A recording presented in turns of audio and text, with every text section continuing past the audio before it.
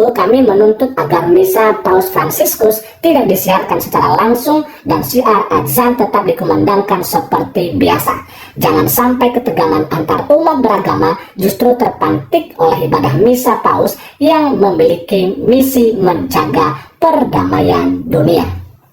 Oke, demikian pernyataan sikap ini disampaikan Jakarta 4 September 2024 ya, tertanda tangan Profesor Dr. Egy Sujana, SHMSI sebagai Ketua Umum TPUA. Saudara-saudara, berjumpa kembali bersama dengan saya dalam kasihnya.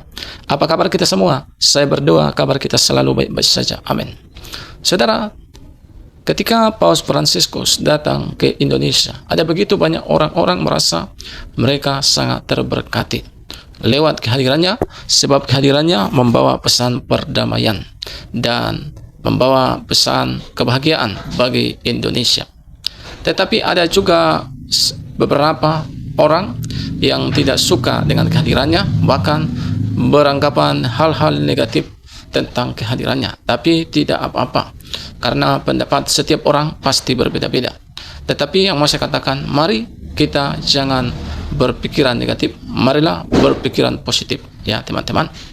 Hari ini saya akan bagikan bagi kita video cuplikan bagaimana ada seorang yang bernama Egy Sujana yang menolak keras tentang kehadiran yaitu Paus, dan bahkan menolak untuk mengadakan misa, sebab itu katanya seperti tidak menghargai Islam ya saudara. Seperti apa cuplikan, langsung kita simak cuplikan berikut ini. Shalom, Assalamualaikum warahmatullahi wabarakatuh. Om Swastiastu, Namo Buddhaya, salam kebajikan, dan salam Indonesia cerdas. Bapak Ibu, Saudara-saudari, kali ini saya akan membagikan kepada kita semua berita terbaru seperti apa yang saya tampilkan di layar. Ini saya lansir dari situs Fakta Kini. Tolak pemberangusan syiar azan, misa Paus harus hormati keyakinan dan akidah umat Islam Indonesia. Ini diterbitkan pada hari Selasa kemarin, 3 September 2024. Ya, dan langsung saja saya akan bacakan kepada kita semua isi daripada apa yang disampaikan di dalam berita ini. Sekali lagi judulnya, Tolak Pemberangusan Syiar Azan Misa Paus Harus Hormati Keyakinan dan Akidah Umat Islam Indonesia. Ya, ini yang pertama, katakanlah Nabi Muhammad, wahai orang-orang kafir. Lalu yang kedua, aku tidak akan menyembah apa yang kamu sembah. Ya, lalu berikutnya, 3, ya, kamu juga bukan penyembah apa yang aku sembah. Keempat, aku juga tidak pernah menjadi penyembah apa yang kamu sembah. Lalu kelima, kamu tidak pernah dalam kurung pula menjadi penyembah apa yang aku sembah. Lalu yang keenam, untukmu agamamu dan untukku agamaku. Ini dari Quran surat Al-Kafirun ya. Oke, lanjut saja. Ini disampaikan oleh mereka teman-teman ya, sehubungan dengan akan diselenggarakannya acara misa yang dipimpin oleh Paus Fransiskus pada hari Kamis besok tanggal 5 September 2024 dimulai pada pukul 17.00 sampai dengan pukul 19.00 waktu Indonesia Barat, yang disiarkan secara langsung dan tidak terputus di seluruh televisi nasional. Mengingat pula adanya surat dari Kemenkominfo agar syiar azan maghrib yang biasa disiarkan melalui televisi nasional ditiadakan dan cukup diganti dengan running text, maka kami TPUA bersama segenap tokoh, advokat, aktivis, ulama, dan elemen pergerakan Islam menyatakan ya. Kita akan coba lihat apa yang mereka sampaikan di sini, tentunya dari TPUA bersama dengan tokoh advokat ya, aktivis dan ulama, dan juga beberapa elemen pergerakan Islam ya. Ini dia. Yang pertama sekali, gelaran Misa Kudus bersama Paus Fransiskus merupakan kegiatan ritual keagamaan yang memiliki dimensi syiar karena dilaksanakan di Stadion Gelora Bung Karno atau GBK, Jakarta. Terlebih lagi akan disiarkan secara langsung oleh seluruh stasiun TV nasional. Ya, lanjut. Tindakan ini termasuk dan terkategori tindakan intoleran, tidak menghormati lokal wisdom atau kearifan lokal karena dilakukan di ruang publik, disiarkan secara terbuka di negeri yang mayoritas penduduknya Muslim. Ya, oke, lanjut. Acara semacam ini dalam pandangan Islam adalah termasuk dan terkategori pendangkalan akidah Islam karena tentunya berpotensi besar akan diakses dan ditonton oleh umat Islam. Padahal dalam doktrin agama Islam yang berkaitan dengan akidah dan ibadah non-muslim berlaku kaidah bagimu agamamu, bagiku agamaku ya. Oke, lanjut. Bagian yang kedua. Misi perdamaian yang diusung Paus Fransiskus justru kontradiktif dengan misa yang dilakukan secara intoleran dan arogan karena dilakukan di ruang publik secara terbuka dan diglorifikasi melalui siaran media di tengah negeri yang mayoritas penduduknya Muslim. Oke, lanjut. Semestinya acara seperti ini cukup dilakukan di gereja dan tidak disiarkan secara terbuka. Karena acara semacam ini menggores luka ruang keberagaman dan keberagamaan umat Islam, sekaligus menjadi simbol tirani minoritas terhadap mayoritas.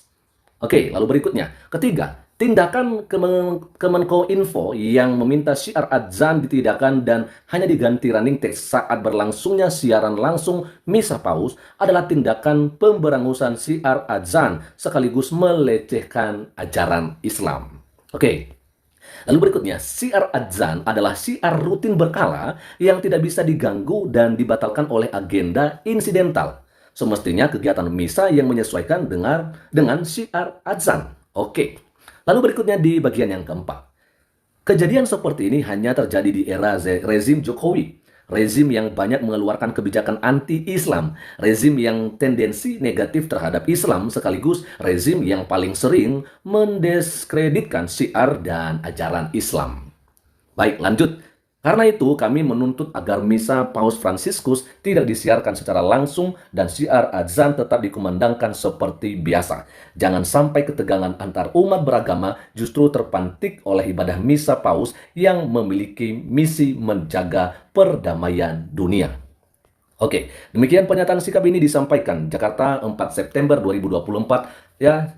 Tertanda tangan Profesor Dr. Egy Sujana, SH.MSI sebagai Ketua Umum TPUA, lalu Azam Khan SH sebagai Sekretaris Jenderal TPUA, Ahmad Khozinuddin SH, Koordinator Agenda. Ya, rupanya teman-teman ini dari TPUA yang dimana Ketua Umumnya adalah Profesor ya Dr. Egy Sujana SH.MSI. Teman-teman, silakan berikan komentarnya. Di sini ada beberapa hal yang mungkin ingin saya komentari dengan apa yang disampaikan oleh TPUA ini, teman-teman ya.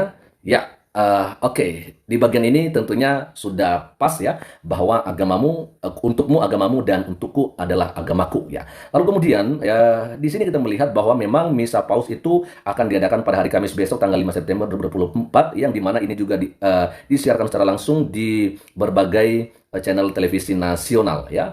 Dan apa yang disampaikan oleh mereka ini teman-teman ya dari TPUA, mereka sepertinya tidak senang karena jadwal daripada misa Paus ini dimulai pada pukul 17 sampai 19 waktu Indonesia Barat. Nah, sehingga ini sedikit mengganggu waktu siar daripada azan maghrib yang biasa memang disiarkan di televisi nasional. Nah, sedangkan kita harus ketahui bersama ya teman-teman ya, bahwa yang pertama dulu, misa Paus ini tidak setiap hari dilakukan. Ya, sedangkan syiar azan maghrib itu sudah memang setiap hari dilakukan. Ya kan? Kalau misalnya dikatakan ya ketika misa Paus ini ya disiarkan secara langsung dan tidak putus, hanya dalam satu kali di dalam 10 tahun, apakah ini sebuah pelecehan agama Islam?